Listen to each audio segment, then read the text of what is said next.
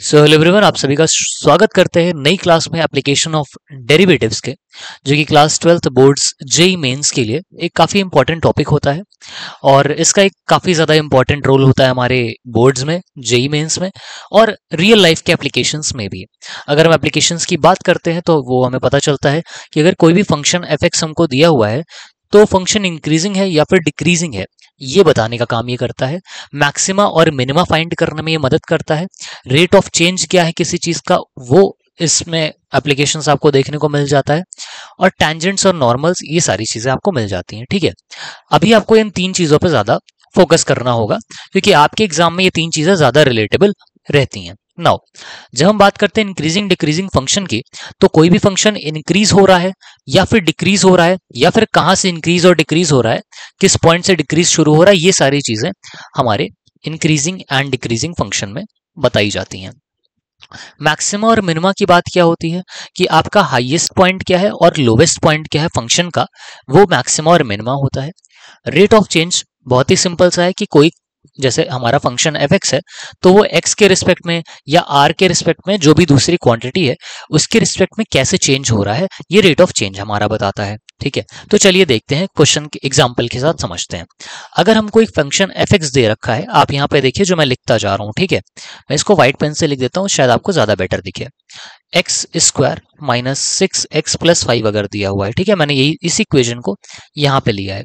अब हमें देखना है कि इंक्रीजिंग है या डिक्रीजिंग, या इंक्रीजिंग और डिक्रीजिंग दोनों है, तो कहाँ से है, ये सारी चीजें हम यहाँ देखने जा रहे हैं। ठीक है, तो पहला हमारा स्टेप क्या होता है कि हमें इसका डिफरेंशिएशन करना होता है, इसका डेरिवेटिव फाइंड करना होता है। जब हमने डेरिवेट मतलब डिफरेंशिएट किया तो ये 2x माइनस 6 आया। ठीक है, ओके। लेकिन डिफरेंशिएट करने पर जब हम एफ डैश एक्स को 0 के बराबर रखते हैं, मतलब 2x माइनस 6 को 0 के बराबर रखे और x की वैल्यू 3 आ गई, 6 इधर गया, देखो 6 इधर गया, अपॉन 2 क्या आ गया, 3 आ गया। ठीक है, तो ये जो x की वैल्यू हमें एफ डैश एक्स को 0 रख के x की वैल्यू फाइंड हमने किया है, ये वैल्यू होती है क्रिटिकल पॉइंट। इस वैल्यू को हम कहते हैं क्रिटिकल पॉइंट। ठीक है, क्रिटिकल पॉइंट। अब ये क्रिटिकल पॉइंट क्या होता है, जैसे आप इस ग्राफ को देख रहे हो, ये ग्राफ सही नहीं है। ठीक है, ये बस आपको समझाने के लिए बनाया गया है कि ये जो पॉइंट दिख रहा है आपको, जहां से पूरा ग्राफ का डायरेक्शन बदली जा रही है, पहले इंक्रीज हो रहा था, इस पॉइंट से डिक्रीज होने लगा, तो ये जो पॉइंट है इसी को हम कहते हैं क्रिटिकल पॉइंट। इसी पॉइंट को कहा जाता है क्रिटिकल पॉइंट। ठीक है, ओके। तो हमें इस फंक्शन का क्रिटिकल पॉइंट मिल गया 3। ठीक है, मतलब कि 3 से ये चेंज होगा। अच्छा, अब 3 से कैसे चेंज होगा आप ये भी देखो तुम। सॉरी, तो जब आप एफ डैश एक्स को 0 से कम करते हो, ठीक है, तो अब आपको x की वैल्यू क्या करनी पड़ रही है, इस क्रिटिकल पॉइंट से कम करनी पड़ रही है या ज्यादा करनी पड़ रही है। तो सीधी सी बात है, जब आप x की जगह पे, अगर देखो ये 3 है, ठीक है, अब इसको 3 से कम करोगे तो एफ डैश एक्स भी क्या होगा, 0 से कम आएगा। जैसे मान लो तुमने 2 कर दिया तो 2 इंटू 2 माइनस 4 माइनस 2 आया, राइट। ठीक है भाई, x की जगह 2 रखो तो 2 टू 4 माइनस 6 क्या आएगा, माइनस 2 आएगा। तो अगर हम 3 से कम रखते हैं x की वैल्यू, तो एफ डैश एक्स क्या आ जाएगा, 0 से कम आ जाएगा। ठीक है, तो हम कहते हैं एफ डैश एक्स 0 से कम होगा कब, जब हमारा x जो है वो 3 से कम होगा। तो क्रिटिकल पॉइंट से अगर x की वैल्यू कम आ रही है तो हम कहेंगे डिक्रीजिंग। मतलब हम जैसे जैसे वैल्यू कम करते जाएंगे क्रिटिकल पॉइंट से x की, ठीक है, वैसे वैसे हमारा फंक्शन की वैल्यू भी क्या हो जाएगी, डिक्रीज होती जाएगी। ठीक है, अब अगर हमें एफ डैश एक्स 0 से बड़ा चाहिए, है ना, मतलब इंक्रीजिंग चाहिए, तो उसके लिए x की वैल्यू क्या होनी चाहिए, x की वैल्यू ऑब्वियस सी बात है 3 से बड़ी होनी चाहिए। ठीक है, तो ये हो जाएगा इंक्रीजिंग फंक्शन, इंक्रीजिंग। ठीक है, मतलब फंक्शन की वैल्यू यहां से इंक्रीज होगी। तो एक पॉइंट आपको मिलता है कि हमारी ग्राफ ऐसे नहीं होगा, ग्राफ इस इक्वेशन का ग्राफ ऐसे बनेगा, इस तरह से। तो सबसे मिनिमम पॉइंट तो 3 हो गया। ठीक है, जब तक x की वैल्यू हमारी, सॉरी जस्ट अ मिनट, जब तक x की वैल्यू हमारी क्या हो रही है, डिक्रीज हो रही है, 3 से कम जा रही है। ठीक है, x की वैल्यू क्या हो रही है, 3 से कम जा रही है, तब तक फंक्शन क्या हो जाएगा, डिक्रीजिंग रहने वाला है। मतलब फंक्शन 0 से कम रहेगा, मतलब अगर आपका ये 0 है, ठीक है, तो 0 से कम रहेगा। ठीक, और एक पॉइंट हमारा आता है मतलब अब जैसी वैल्यू 3 से बढ़ी, x की वैल्यू जैसे 3 से बढ़ेगी तो फंक्शन हमारा इंक्रीजिंग हो जाएगा। तो आपसे इस क्वेश्चन में 3 चीजें पूछेंगी कि भाई फंक्शन कहां से इंक्रीजिंग है,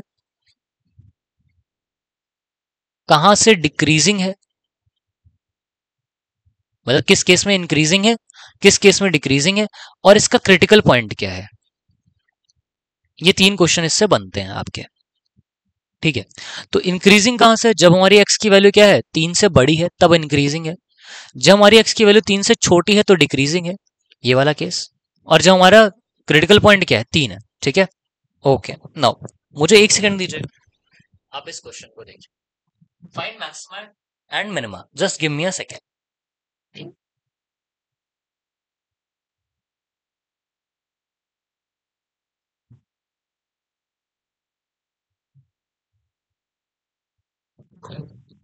आई एम बैक।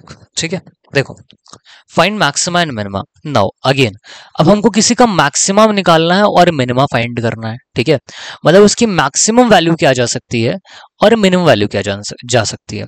तो इस क्वेश्चन में दिया हुआ है कि फाइंड इट्स मैक्सिमम वैल्यू। ठीक है, कि मैक्सिमम वैल्यू क्या हो सकती है इस इक्वेशन की, इस फंक्शन की।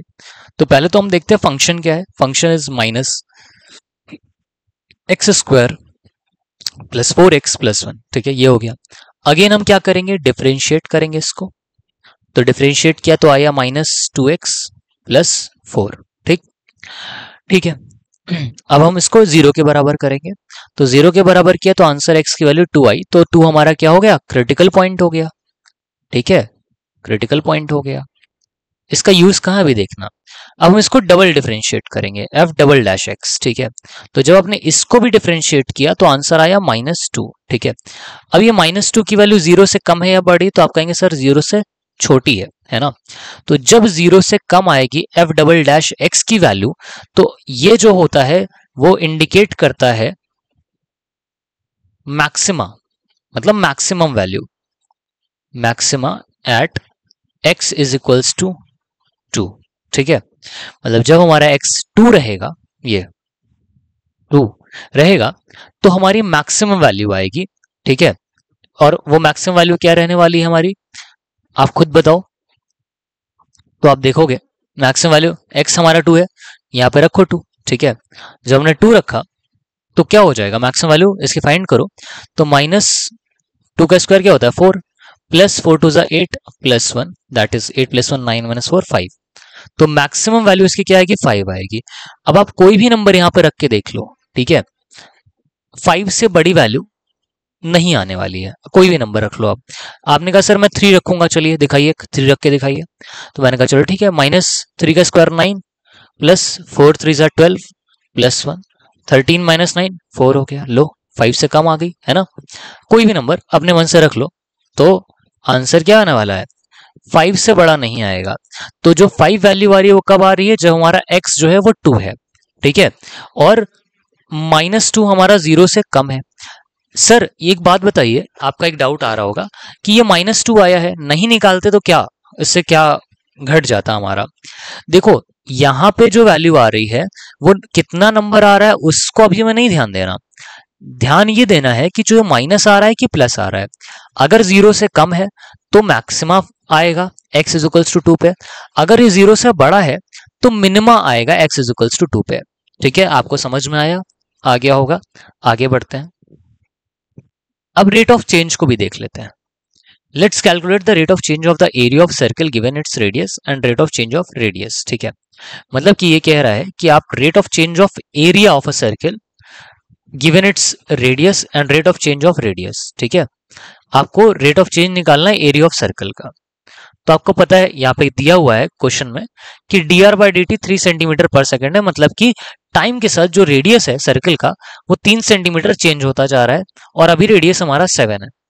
अच्छा, एरिया का formula a is equals to pi square होता है। ठीक है, rate of change of area of circle बोला है। ठीक, तो आप एरिया का क्या करेंगे, डिफरेंशिएट करेंगे विद टाइम।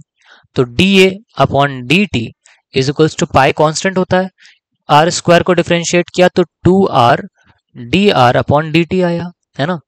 तो अब आपको पता है dr/dt क्या है 3 है, r क्या है 7 है। तो आपने यहाँ पे देखो पाई की जगह पे पाई रहने दिया, पाई रहने दिया, 2 की जगह पे 2 रहने दिया, r की जगह पे 7 किया और dr बाई dt की जगह 3 किया। तो ये आ गया 14 इंटू 3 42 पाई सेंटीमीटर स्क्वायर पर सेकेंड। पर सेकेंड क्यों? एरिया में चेंज आ रहा है with respect to time, d upon d t. ये हो गया। तो रेट ऑफ चेंज भी आप इसके थ्रू निकाल सकते हैं। ठीक है, अब मैं आपको एक क्वेश्चन देता हूं, आप वो करके दिखाइए। अगर रेडियस हमको दिया हुआ है 12 सेंटीमीटर और rate of change of radius दिया हुआ है हमको 5 सेंटीमीटर पर सेकेंड, तो आप rate of change of area find करके दीजिए। आप D A by D T find करके दीजिए। चलिए, ये आपका होमवर्क है, आप कमेंट करके मुझे बताएंगे। नाउ प्रैक्टिस क्वेश्चन है आपके लिए कुछ। Local maxima and local minima find कीजिए। ठीक है, इसमें फाइंड करके दीजिए मुझे फॉर दिस फंक्शन। ठीक, ओके, चलिए ये फाइंड करके आप मुझे देंगे।